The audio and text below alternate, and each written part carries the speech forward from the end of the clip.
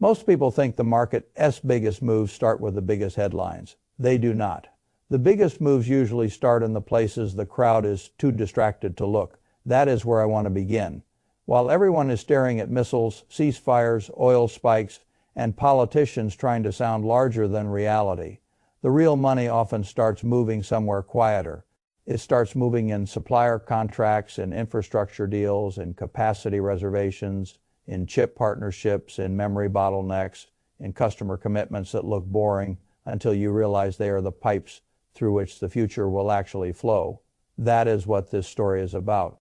Not just a list of growth stocks, not a collection of random AI names, not another video for people who want to feel like they did research because they heard 8 headlines in 10 minutes. This is about understanding where the next wave of wealth is likely to be built when the market is emotionally occupied elsewhere, because that is how it always works. The crowd looks where the noise is, the money gets made where the plumbing is. That is the first rule. The market is a very strange machine. It tells the public to watch the obvious thing and then rewards the people who studied the hidden thing. It fills television with drama and fills portfolios with infrastructure. It teaches people to chase the glamorous layer and then quietly transfers most of the actual economic value to the companies selling the picks, the shovels, the memory, the networks, the servers, the optical pathways, the cooling, the software lock, and the long-duration contracts. That is why I've always distrusted spectacle. Spectacle is where people buy stories. I prefer systems. And when I read the source document behind this story, what I saw was not chaos. I saw architecture. I saw a market in extreme fear. I saw a war dominating attention.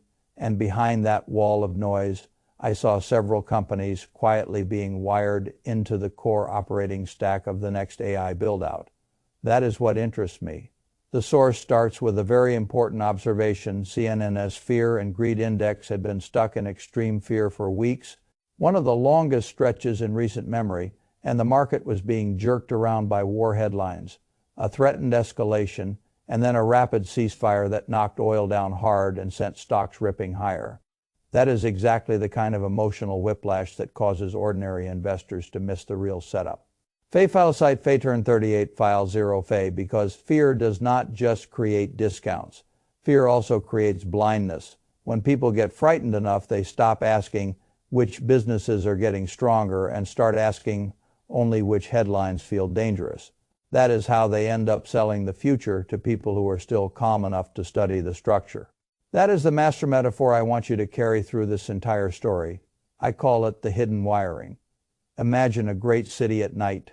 People see the skyline, they see the lights in the towers, they see the giant screens, the traffic, the glamour, the names on the buildings. What they do not see are the wires in the walls, the substations, the transformers, the fiber, the pipes, the switches, the generators, the backup systems, the things without which the beautiful skyline would become a dark silhouette in under a minute. That is how I think about this market right now. Everyone sees the AI skyline. Very few people are paying enough attention to the hidden wiring. And the hidden wiring is where some of the best money may be made. The first hidden wire is fear itself.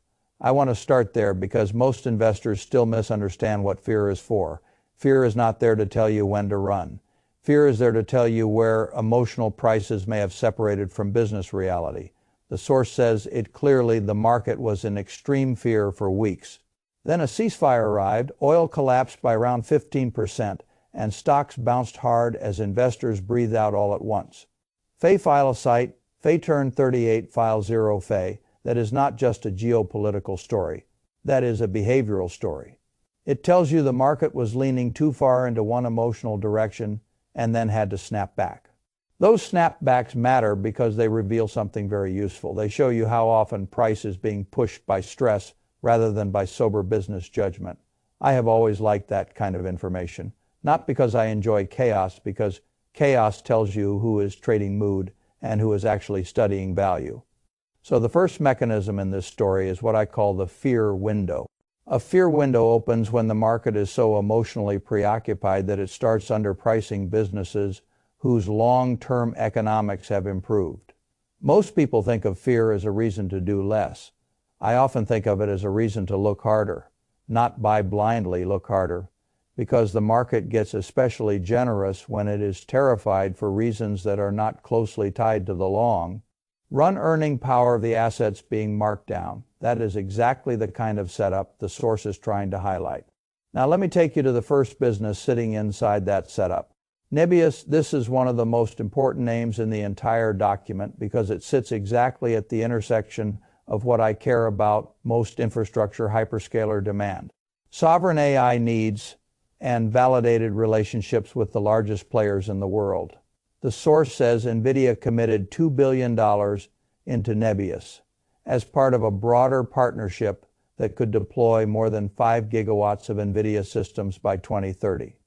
It also says Meta struck a 5-year infrastructure arrangement worth as much as $27 billion with $12 billion of compute capacity expected by 2027 and a further option of up to $15 billion. Then it points to management guidance for Nebius to reach $7 billion to $9 billion in annual recurring revenue by the end of 2026, up dramatically from about a $1.25 billion run rate in 2025. Fay Filosite, Fay Turn 38 File 0 Fay. Now stop there. That is not a side story. That is not a maybe someday story. That is the kind of evidence I want. Not admiration, not vibes. Evidence if NVIDIA is not only supplying the company but endorsing it with real capital and real partnership depth. And Meta is not just testing but entering into a multi-year capacity relationship of that scale. Then the question changes. The question is no longer, is this an interesting AI concept? The question becomes, how much of the future has the market still failed to price into the operating stack? That is a very different conversation. This is why I call Nebius the sovereign rack seam. The crowd still thinks in terms of chatbots, apps, and visible AI brands. The real money is being fought over inside compute capacity, deployment infrastructure, and regulated environments that cannot simply throw their data into every random cloud toy that gets fashionable. This quarter, Nebius is interesting because it sits where sovereign AI and regulated AI workloads need serious infrastructure, not just hype. Finance, healthcare, defense, highly controlled enterprise context, those are not frivolous markets. Those are heavy, sticky, long-duration demand environments. And when a small or mid-sized player becomes attached to those environments through partnerships with giants, that is when I pay attention. Because scale and infrastructure is not only about technology, it is about trust, it is about access, it is about being invited inside the walls. That is what makes the NVIDIA and Meta relationship so powerful here. They are not simply customers, they are validators, and validators of that caliber can do more for a business than any press release ever could. Now, I want to be disciplined. The source itself says Nebius is small, volatile, and not for everyone. Good, that honesty matters. I do not like stories that pretend every opportunity is low risk. The real world is not like that. Nebius is a volatile build-out story. It will have execution risk. It will have sentiment swings. It will not move in a straight line. But that does not make it uninteresting. It makes it a pressure seam. The kind of place where the crowd may still be too scared to do the math. That is one of my favorite places to be. Now, let me move to the second hidden wire, Microsoft at first glance. Microsoft looks like the boring part of the story. That is precisely why I like it. The source says Microsoft was trading around its 200-week moving average for the first time in over 13 years, and that this kind of setup has historically been a very rare long-term buying zone for elite quality businesses. It also says Microsoft stock was down more than 20% year to date, even while revenue, gross profit, and earnings per share had all grown about 15% in a single year. Then it notes fair value estimates clustering materially above the current market price. Fay Filosite, Fay Turn 38 File 0 Fay Good. This is the type of mispricing I love most. Not a speculative rocket, not a turnaround that needs miracle recovery. An elite business temporarily offered at a more reasonable price while the actual operating machine remains intact and growing. That is why I call Microsoft the foundation bargain. The market constantly becomes intoxicated with the new and forgets the quiet power of the platforms already woven into global economic life. Microsoft is not just a software company. It is a workflow monopoly across thousands of enterprise behaviors. It is enterprise identity, productivity, developer tooling, cloud presence, security, surface operating systems, collaboration, business software, and now increasingly AI monetization, all sitting on top of one another. You do not replace that lightly. You do not casually dislodge it. You may criticize it, you may resent it, you may say it is no longer exciting. Fine, that has nothing to do with how much money it can still make. This is one of the most valuable lessons in all of investing. The market often confuses excitement with opportunity. They are not the same thing. Sometimes the best opportunity is the best company you already know, finally being offered at a price that does not assume perfection. That is often much better than chasing the smaller name with the louder fantasy. The source references Charlie Munger, affection for quality stocks falling toward long-term support zones. Whether you phrase it in chart language or not, the deeper idea is what matters.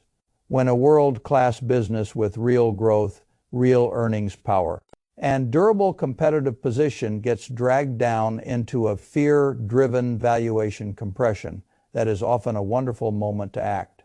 Fay file site, Fay turn 38 file 0 Fay. That is how I think about Microsoft.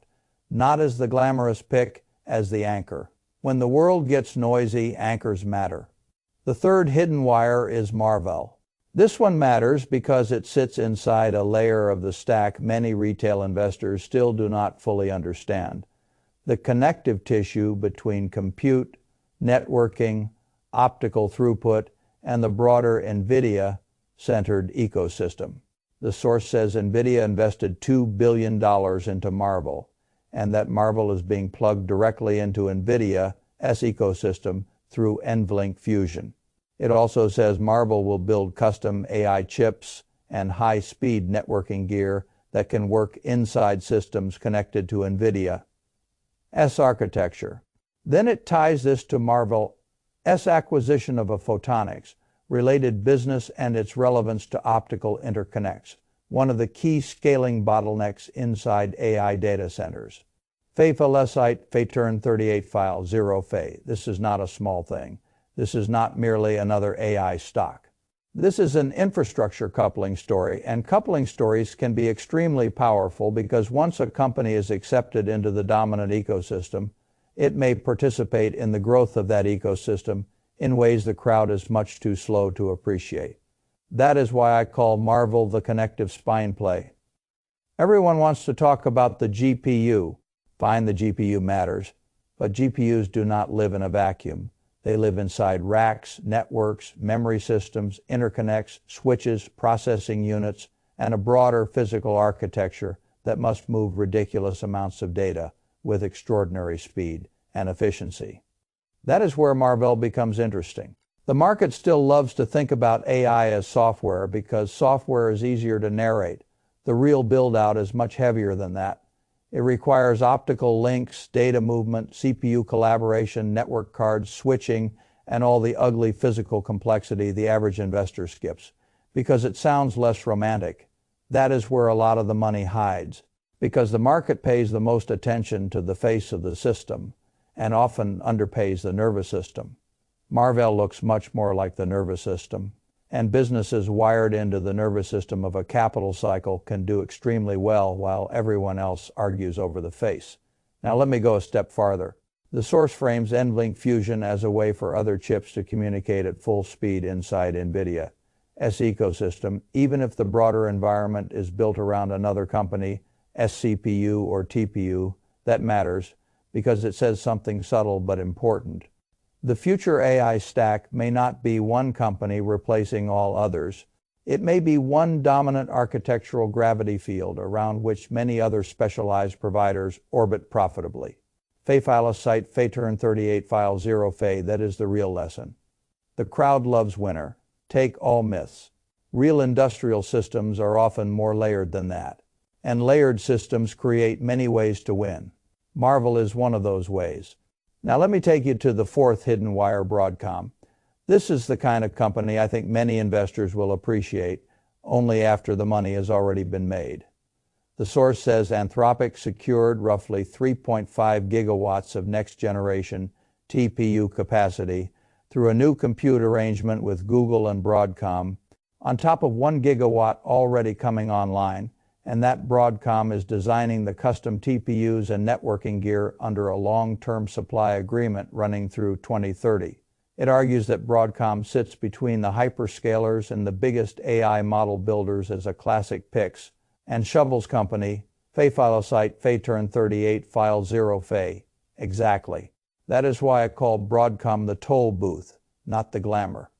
The toll booth, there is a huge difference. The glamour gets attention, the toll booth gets paid if Anthropic, Google, and other major players keep scaling AI infrastructure at these levels.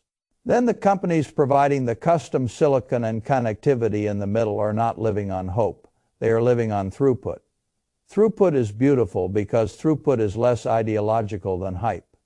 It is measurable, it is contracted, it has engineering content, and it usually has operating leverage if the company is well run. Broadcom has always interested me for this reason. It is not a company the average retail investor loves to daydream about. Good, I do not want daydreaming. I want expensive dependence. I want to own companies other powerful companies need in order to keep building. That is Broadcom. And the source adds another layer that matters a lot, Anthropic. Revenue run rate is already above $30 billion, up sharply from much lower levels not long before. And the company has become much more than just another OpenAI challenger. It is rapidly becoming infrastructure, security, and enterprise relevance at scale, Fay-Filocyte Fay-Turn38 File 0 Fay. When a business like Anthropic scales that fast, the companies embedded in its compute and networking chain become even more interesting. That is why I say Broadcom is the toll booth, not because it is flashy, because it gets paid while others race. Now let me go to the fifth hidden wire, cybersecurity. This is where the source becomes especially interesting because it stops being just a compute story and starts becoming a consequence story. The source says Anthropic has an unreleased model so powerful and potentially dangerous that it is being used defensively through a coalition called Project Glasswing involving companies such as CrowdStrike, Palo Alto Networks, Broadcom, Amazon Web Services, Cisco, Microsoft, NVIDIA, and JP Morgan. It argues that early access to these tools gives major cybersecurity players a lead against the next wave of AI-driven threats. Fay-Filocyte Fay-Turn38 File 0 Fay that matters. Because every great technological acceleration creates its own shadow industry. The more powerful the model, the more dangerous the misuse. The more dependent the world becomes on digital infrastructure, the more valuable defensive intelligence becomes. This is why I call cybersecurity the consequence theme. The market loves first, order stories, who builds the model, who sells the chips, who owns the data center. Fine, but the real economy is usually shaped just as much by second-order consequences. What new threat appears because the first layer became so powerful? What new required spending emerges because capability moved forward? That is where security spending can become extremely durable. It is not optional spending, it is fear-based necessary spending. And necessary spending is beautiful if you are the seller. The source explicitly points to CrowdStrike and Palo Alto Networks as examples of companies that may have gotten a head start because they are seeing these advanced tools before much of the rest of the market. Let's put aside Fay-Turn38. I will say that is not trivial in security. Earlier visibility into threat evolution can become a very real edge. This is another case where the crowd is thinking at the surface. They see AI progress and want the model company. The smarter move may sometimes be to own the firms that must secure the new world the model company creates. That is the consequence theme, and it is a very powerful place to look. Now, I want to talk about memory because this is one of the areas where ordinary investors still make the same mistake over and over. They see a compression breakthrough or an efficiency breakthrough, and they think demand for hardware must go down. Sometimes it does for a moment over the long run. Very often the opposite happens. The source says Google DeepMind unveiled TurboQuant, a new compression technique that cuts memory requirements for the KV cache dramatically and speeds up certain inference calculations. The market initially punished memory-related stocks, worrying that less memory might be needed. Then the source argues that this will likely work more like Jevons paradox, reducing costs and therefore increasing total demand, not decreasing it. It supports that argument by pointing to Micron's huge recent revenue and earnings growth along with the launch of a dedicated memory ETF focused on the sector. Fay file site Fayturn 38 file 0 Fay, this is exactly how I think about it. Efficiency is often misunderstood by the crowd because the crowd assumes static demand. The crowd says if each workload uses less memory, then memory demand falls. Maybe per workload. What if total workloads explode? What if lower cost unlocks many more use cases, many more deployments, many more customers, many more context windows, many more models in production? Then you do not get a smaller market. You get a bigger market built on lower cost access. That is why I call memory the release valve trade. A bottleneck gets loosened and the system expands harder because more pressure can now move through it. That is exactly what the source is suggesting. And I think it is probably right. In technology, people consistently underestimate how much lower friction expands total demand. It is the same old mistake. They see the immediate per unit efficiency and miss the system level appetite that efficiency unlocks. That is how you miss entire capital cycles. Now, let me go one step further. The source highlights Micron, the DRAM ETF, and even South Korea linked routes to memory exposure. Fine, the exact vehicle matters less to me than the structural point. Memory is not the cheap commodity layer many people still imagine. In an AI world, memory becomes part of performance, latency, throughput, and practical intelligence. That is not interchangeable junk. That is critical system material.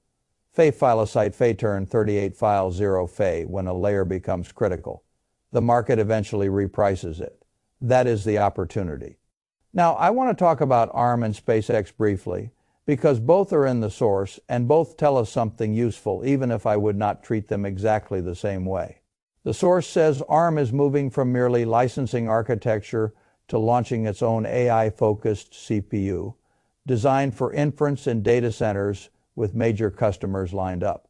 It also expresses caution, noting that ARM may now be stepping into competition with some of its own biggest licensees. That is exactly the right caution. Fay file site Fayturn 38 file 0 Fay, I think of ARM as a fascinating but more conflicted story, not because the technology is unimportant, because channel conflict matters. When a company starts competing more directly with parts of its own ecosystem, the future may still be very bright, but the path becomes less clean. I do not mind complexity. I do mind complexity when the market is not being paid enough to absorb it. That is why I prefer some of the other names in this source. More Broadcom S-roll is cleaner. Microsoft S-roll is cleaner. Even Marvell S-roll inside the NVIDIA. Centered stack may feel cleaner. Now SpaceX, the source closes on it for good reason. It describes a likely massive IPO.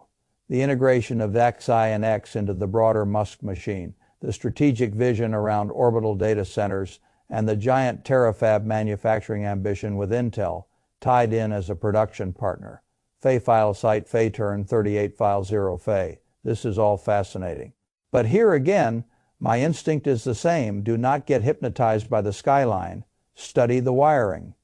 If SpaceX becomes the market's great legitimizer of space communications, orbital compute, and adjacent infrastructure, that will be a huge event. But huge events often create more money one or two layers away than right at the center.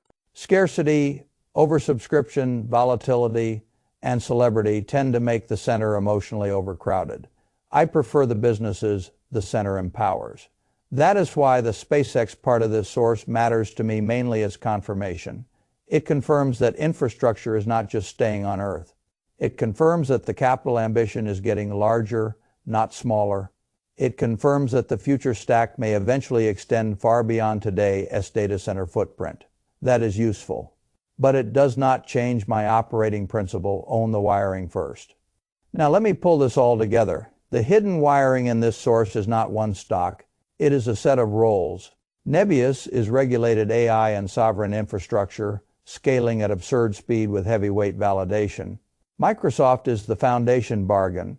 Elite software quality temporarily offered at a discount because the market got distracted. Marvell is the connective spine, embedded in the flow between compute and networking inside the dominant ecosystem. Broadcom is the toll booth, sitting directly between hyperscaler ambition and model company demand. Cybersecurity is the consequence seam, the defensive layer that gets richer when the offensive layer gets stronger. Memory is the release valve trade where lower friction may expand total demand instead of shrinking it. Do you see the pattern? These are not random stocks, these are layers. And layers matter more than headlines. Most people still think stock picking is about choosing the most exciting company. I think that is backwards. The smarter question is usually this: where in the stack is the market still underestimating how economically necessary a business is becoming? That is a much better question. It leads you away from glamour and toward dependence. I love dependence, not my dependence on others.